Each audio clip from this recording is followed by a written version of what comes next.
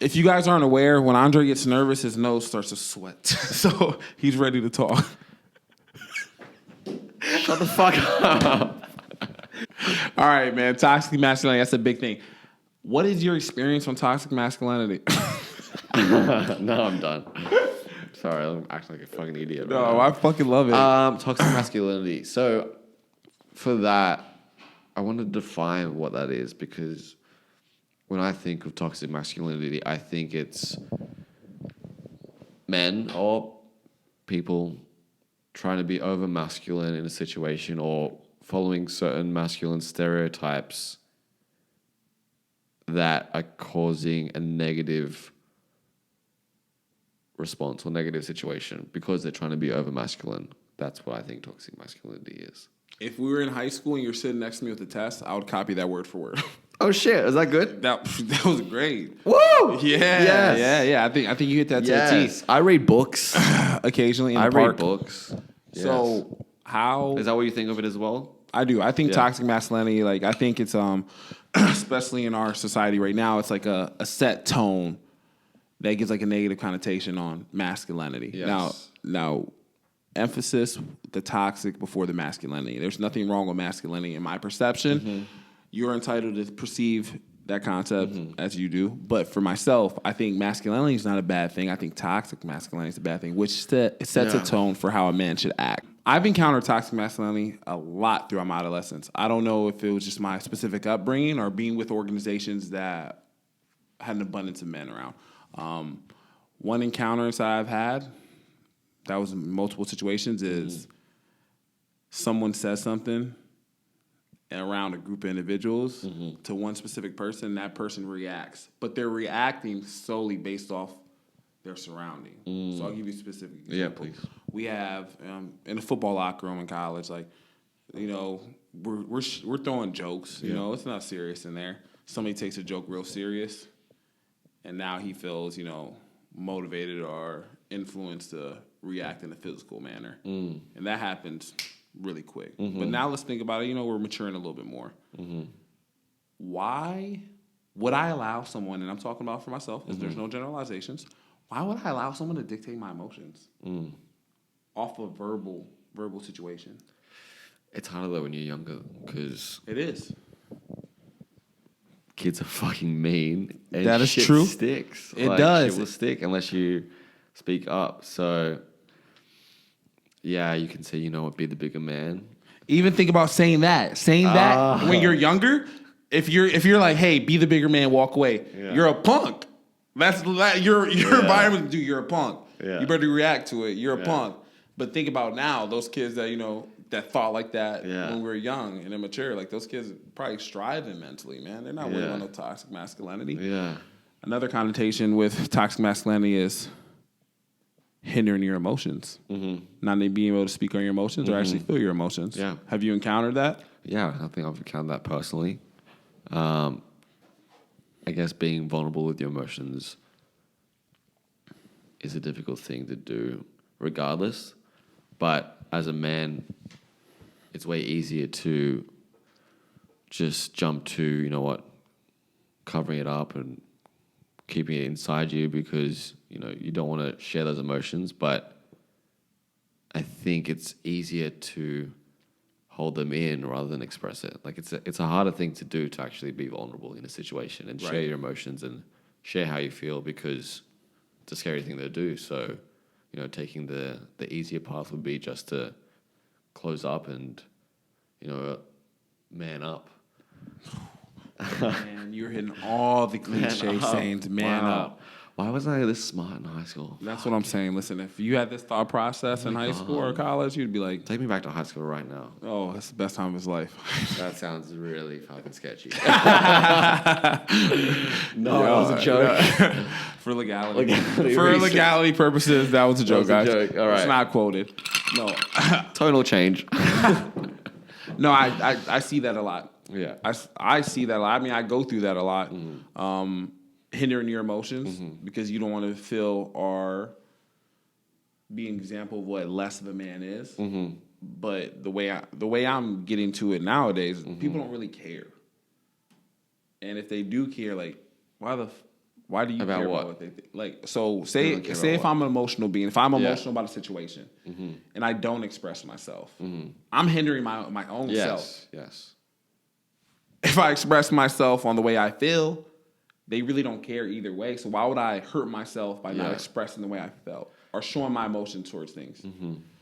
So that's what I'm coming to now. 25. Would you think people? Would you say people still care if you are more emotional and vulnerable? Like if other men see you being emotional and vulnerable, do you think they care, or they're like, oh, I don't care, whatever he does? Do you think they'll say something or think something about you?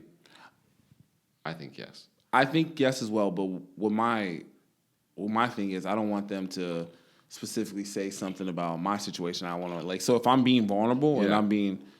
I'm showing myself in a masculine way with being vulnerable and emotional about something, I'm hoping that I can influence someone to tailor that to their Yeah. their So masculinity. not being confident enough to be vulnerable might give them the confidence to be vulnerable themselves. That's what you are hoping out of the situation. Yes, Yeah. 100%, Do you see yourself as that type of person anyway, as the person to do things or do a little bit more to make other people around you more comfortable? I know I am.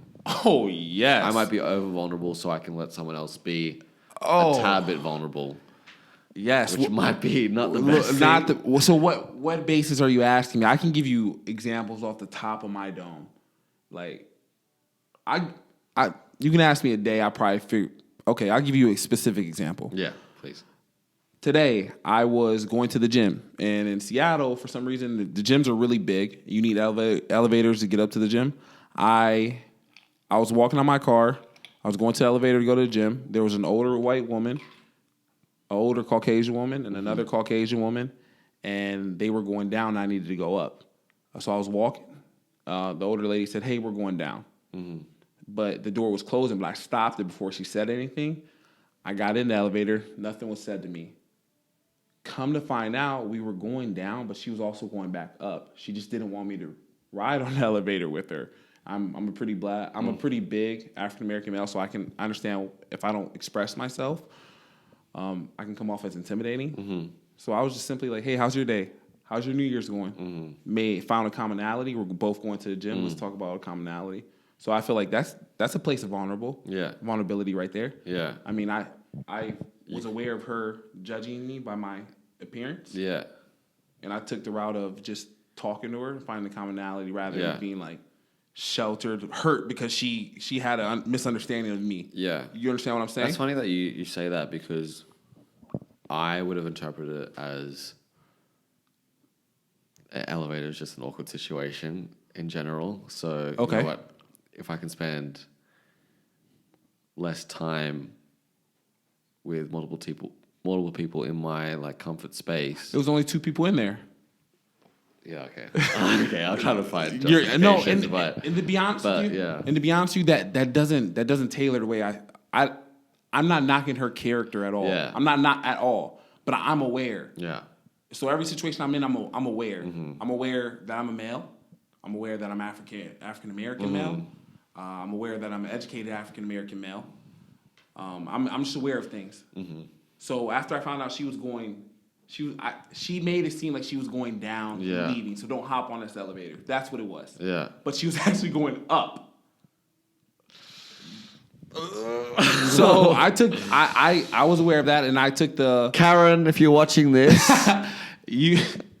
Karen, I apologize. Your name is probably not Karen. It's probably like Margaret or something. But right? But I can't. We don't discriminate. I can't read your mind. Yeah. And I do not want to base that situation off assumptions.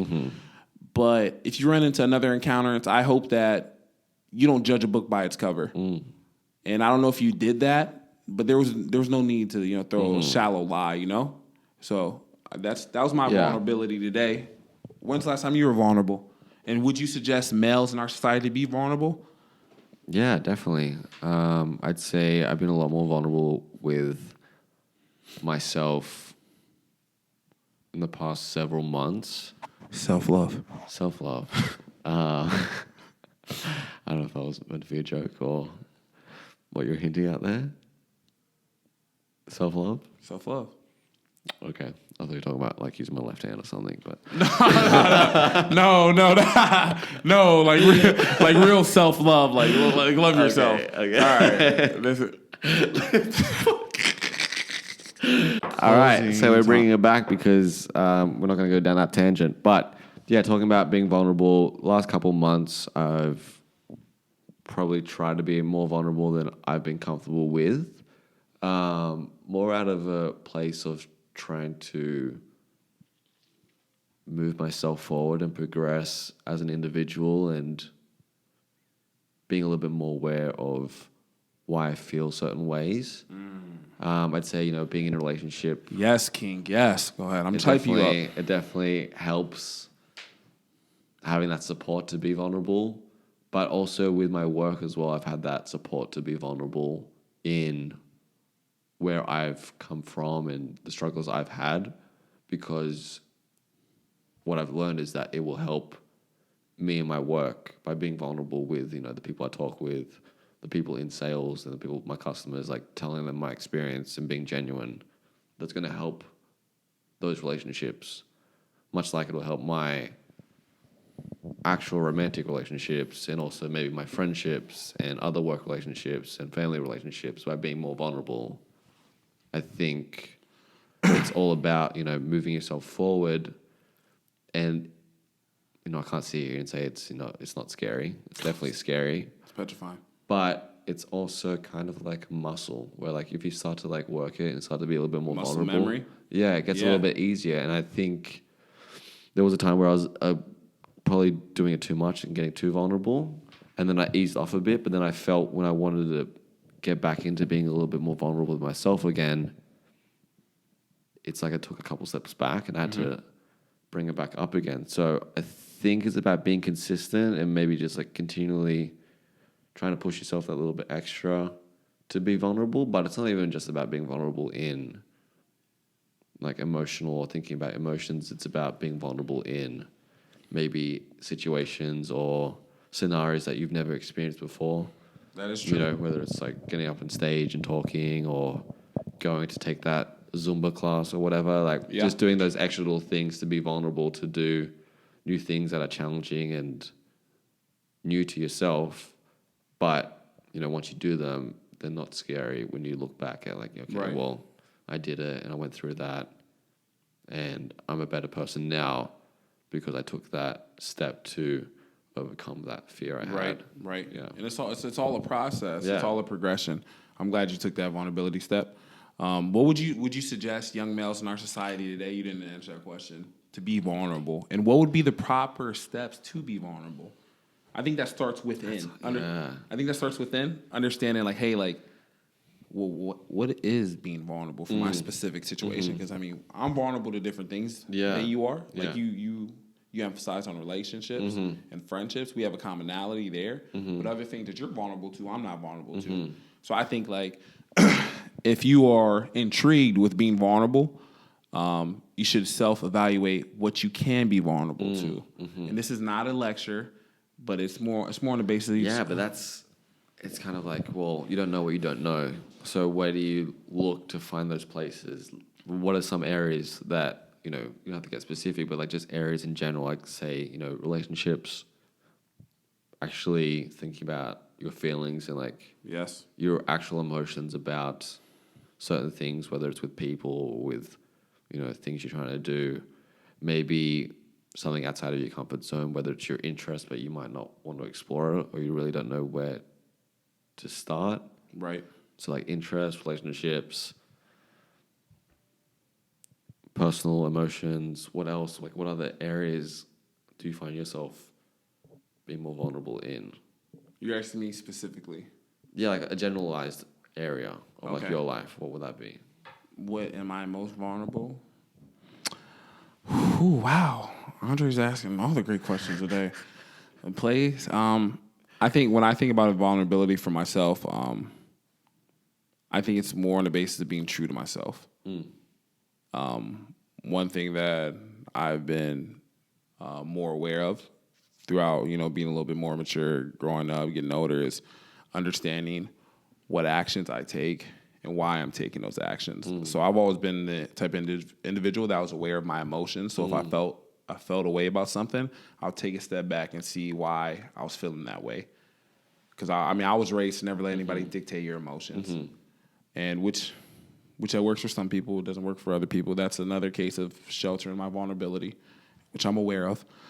But for myself specifically, being aware and vulnerable to my actions, that's where most of my vulnerability needs to be takes place. Because I'm aware of vulnerability, but it's an ongoing process. Like I'm not fully vulnerable to understanding my actions. Yeah. That's pretty much where my vulnerability needs to progress at. Even this right now, it's again real vulnerable. Oh, Real open. Real open with our podcast. Full transparency, man. Not the cliche I'm an open book, but if I think, being vulnerable for better and tangible. You said that to me on the way here. You asked me about my personal 2020 resolutions, and I told you like I want to take a step back, enjoy life a little bit more. And you were like, man, you should really do that, but find intangibles that can progress you. Starting this podcast, it allowed us to be vulnerable, but being vulnerable isn't necessarily a negative thing, which contradicts toxic masculinity, what we said. Because, toxic masculinity, we breed men not to be vulnerable. Yeah. We breed men not to be aware of their emotions. Yeah. We breed men to act physical rather than verbal. Yeah. And that's a complete hindrance to growth. Bars, man. Yeah, I think it's more about, we're stepping into 2020. It's not about being a man or woman, and you can, call yourself whatever you want, but just being more of a human and sharing those commonalities with everyone. Yeah. At the end of the day, if you take 100 men or 50 men, 50 women, majority of them are going to show more masculine tendencies, but it doesn't mean that, 50 men are all masculine, 50 women are all feminine. Everyone does have that shared, those shared feelings and emotions. It's just about being aware and being more human rather than being a man or a woman. Exactly. It's not even about, I agree with you. We shouldn't, I think it's weird that we set like a status quo of a man. Like a man's supposed to implement himself this way. A man's supposed to act this way. He's supposed to talk this way. He's supposed to walk this way. Like, I feel like that's what we need to stay away from, because that kills individuality. Yeah, it does. I still, follow a lot of those typical male traits of trying to be like a gentleman in situations and chivalrous and all that. And I'm happy to, be proud of those traits and like do those things, because it's not a toxic thing to do, like to be chivalrous and to be a gentleman, right, and all that. But yeah, I get that. I know what you're saying, where we shouldn't do things to kind of put ourselves in a corner and be a certain type of person. But, if there are aspects of masculinity or femininity that you enjoy and that you think, I'm proud to have those characteristics, then there's no problem in adopting those and carrying those characteristics forward. Absolutely. Hell yeah. Hell yeah. I'm going to hype my man up. When he's talking that shit, I'm going to hype him up. Hey, thank you for tuning in. And if you need Andre Hale's number, it's 555-643-7222. A lot of YouTubers and podcasters will tell you to like and subscribe at the end of their show, their episode. But fuck that. I'll tell you, don't like this. Actually, dislike this and don't subscribe. Don't do any of that, please.